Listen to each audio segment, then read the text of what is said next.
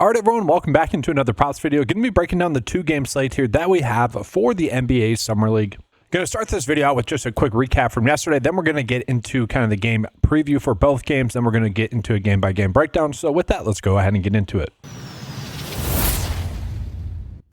So yesterday, bet of the day wise, I'm kind of fine with the outcome. I'm a little bit mad at myself though with G.G. Jackson for going with his rebounds instead of his over points. If you guys were following that game, he really did have a good game, just didn't have the rebounds there. So I'm kind of kicking myself for that. And then you look at Harrison Ingram, he did have 7 shot attempts early on in the game. It's just cold shooting and really didn't partake in the game after that. But you know, in terms of some of the more conviction plays, Topic, and then Wells got his over points there as well. Some of the other players that I mentioned in passing as well, Pelle, Larsson ended up having a good game, and AJ Wilson did as well. But we go ahead here and take a peek at the two games that we have today. So we got the Lakers versus the Heat. Looking at the Heat are going to be 4.5-point favorites. So the interesting thing that happened yesterday, obviously, is that Bronny James was a DNP. So given that 4.5-point point spread in favor of Miami winning, I am assuming that Bronny James is still going to be out. Okay, it is a higher scoring game at 175.5. So probably a little bit more so trying to chase some overs there. Nothing too crazy though for summer league purposes. And then the next game that we had, the later game, the Spurs versus the Golden State Warriors. Again, with the Spurs, with the Warriors, it is going to be a little bit more difficult to have prop bets we're going to be confident in because the playing time is a little bit spread out, but it is projected to be a close game and still not a terrible game in terms of the scoring.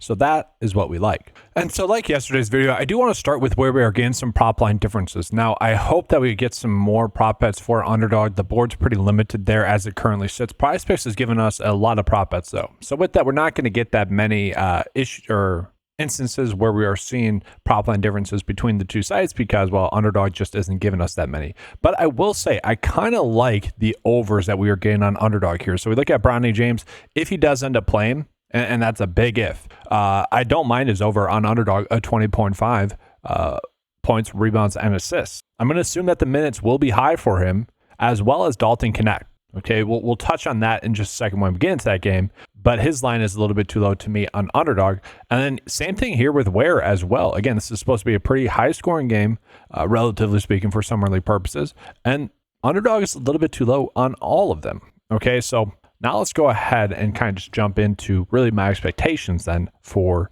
this slate.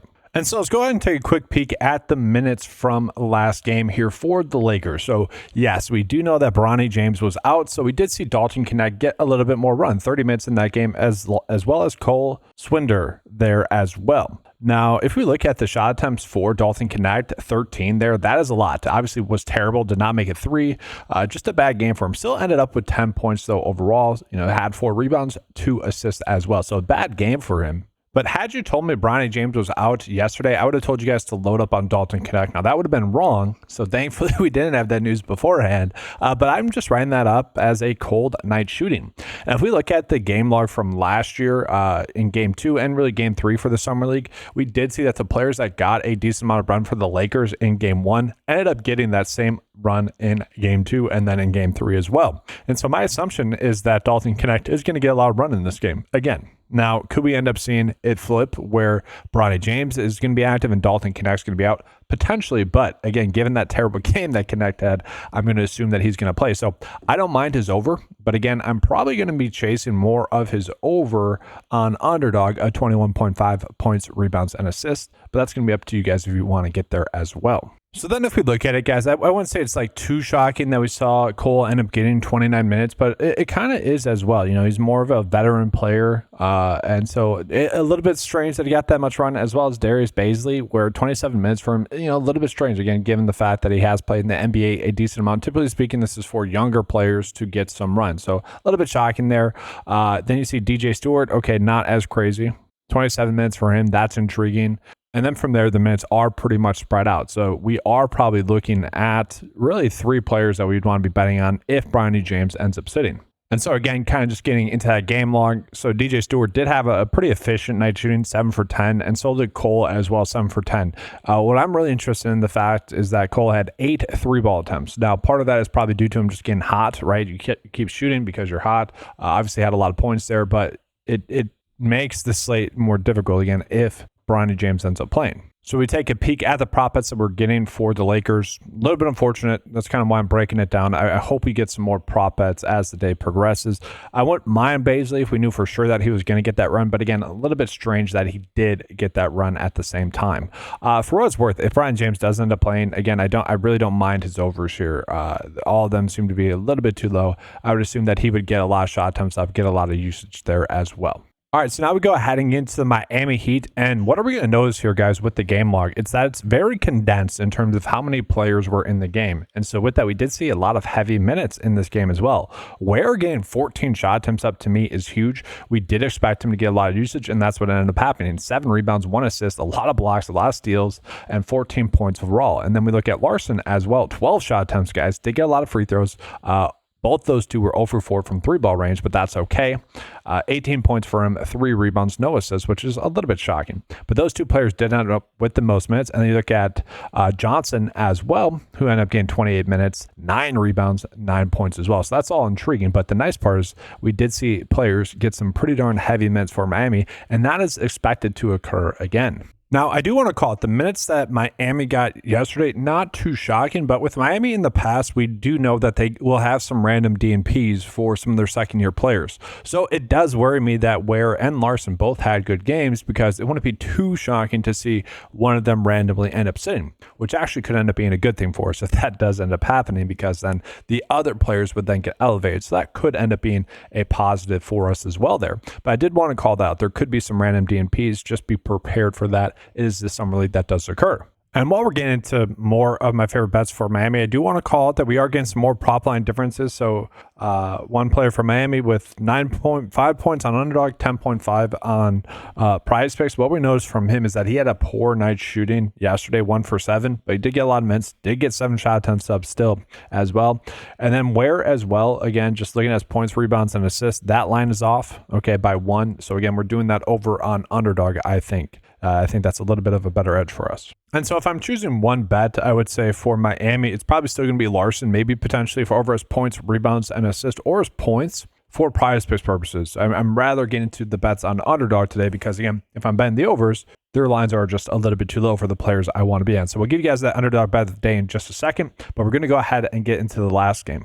All right, so now let's go ahead and get into the Spurs. The Spurs, what we're going to notice from them is that they really spread out the minutes last game, which is something we're not going to like in terms of trying to find good, profitable bets to be on. So I mentioned Harrison Ingram, guys, got 12 minutes, ended up getting 7 shot attempts up in those 12 minutes, and that was it. Okay, so kind of right spot, but he ended up being cold. And so I'm kind of okay with that miss in a sense that I like the fact that he got those shot attempts up. But obviously, we don't like that he had a terrible day shooting. Now, with the Spurs, with them spreading out the minutes, this is nothing out of the norm for them. This is something that they attempt to do, is spread out their minutes during the summer league. And so with that, we're just not going to get any good prop bets for the Spurs. We are naturally probably going to be trying to bet on a lot of their unders. So again, just going back to where we are getting some prop line differences here, guys. Carter Bryant for them at 9.5 points on prize picks. I think we could end up getting to the under as well. Now, he is someone that did shoot a decent amount and did play some heavy minutes for the Spurs. That does concern me a little bit. And maybe they tighten their rotation a little bit in game 2. That could end up happening. But it does feel like a guessing it. But regardless, that would be an under bet that I do think we could get to. Now, if you guys are saying, all right, I got a guy that's going to play 21 minutes, get 7 shot attempts up, probably more likely to get more minutes rather than less minutes than what he got in game 1, you could bet the over on underdog there as well. And so it is both worth going on like David Jones Garcia, guys. He is someone that did get a lot of shot attempts up in the last game. He was really their best player in that game. Not much there. Only played 21 minutes. Again, the issue that we're going to see is that a lot of the players just ended up playing limited minutes. And so, again, don't love that. So we'll take a peek at the bets that we're getting. Probably not going to be chasing any over bets. And so, again, if anything, Carter Bryant potentially for under his points is something we could go with there. I did mention in the last video that I wouldn't mind his under 3-pointers made because he's just not a good 3-ball shooter, but it does concern me that he did end up getting 6 shot attempts. Again, just looking at David Jones Garcia, did end up getting 15 shot attempts there as well. And if we scroll down, we are going to notice we are getting Jameer Nelson Jr., who did play 20 minutes, did end up getting 9 shot attempts up, which is a lot for that limited minutes. But I feel like the only reason why we're getting his bets is simply because of the name, like Jameer Nelson. Everyone's familiar with that, so maybe they're going to be more inclined to bet on it. So let's go ahead and jump into Golden State, guys. Golden State is a little bit similar to the Spurs in terms of their minutes and how they spread them out more times than not in the NBA Summer League.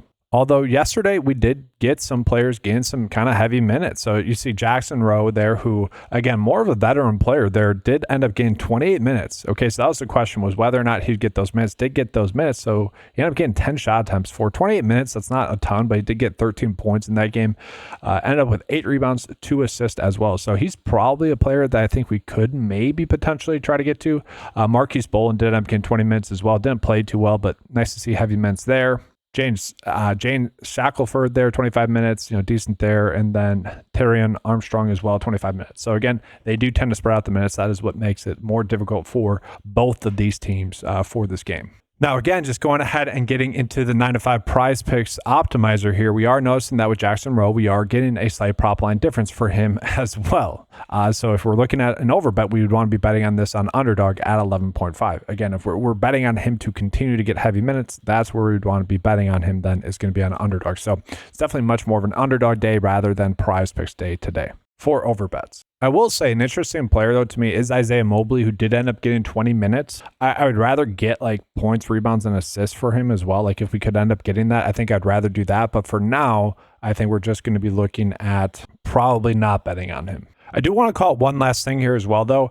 We did notice that Will Richard was a DNP yesterday. So if he is someone that maybe ends up playing, maybe Jackson Rowe is someone that doesn't get to work there as much. So I could see that end up happening. It could, it could be one of those things where they wanted to get a look at one of the players, so they sat another one. So I actually don't mind the idea of tossing in Richard for over his points as well with Jackson Rowe still with his over, because the chances are one of those could end up sitting, and then they both end up being pretty solid plays for us for today. And so then just getting into the bet of the day, mostly on underdog again for today's slate. And I just got a little bit more information on Will Richard. Apparently he wasn't eligible to play. Okay, so maybe we just do... If we're betting on Will Richard for over his points, assuming he's going to play today because he wasn't eligible to play yesterday, but he is today, maybe we don't do Jackson for over his points there as well. But again, all these are slight prop line differences compared to the prize picks lines that we have, so we are gaining an advantage here. Again, the issue that we might have, maybe Dalton Knecht ends up sitting, so Bronny James could end up playing. That could be something that happens. I do really like the line that we are getting for Ware with the tight rotations that Miami ran out. I want to be betting on their overs, and so I'm going to be doing Ware for over his points, rebounds, and assists of 26.5 here on underdog. And then for prize picks, the only bet that I do like is going to be Larsson for over his points, rebounds, and assists. If you guys want to do his over points instead, you could end up doing that. But underdog is not giving us any lines from, so obviously no prop line differences there. Now that's going to do it for this video, guys. Make sure to give a like and subscribe to the channel. That does help out a bunch. I know you guys appreciated the content yesterday. Hopefully I can continue to pump out the NBA Summer League content for you guys. I love covering it. It's fun stuff. I'll have you covered with the NFL preseason as well. Again, another fun thing to cover. But that's going to do it for today. If you guys would like access to any of the tools available on the website, the 9-to-5 prize picks optimizer, the 9-to-5 underdog optimizer, and also prize picks underdog cheat sheets for all the various sports, head on over to 9to5sports.com. Get access to all those for a low monthly cost of $10 a month. Thanks for watching. Good luck. And as always, let's keep cashing.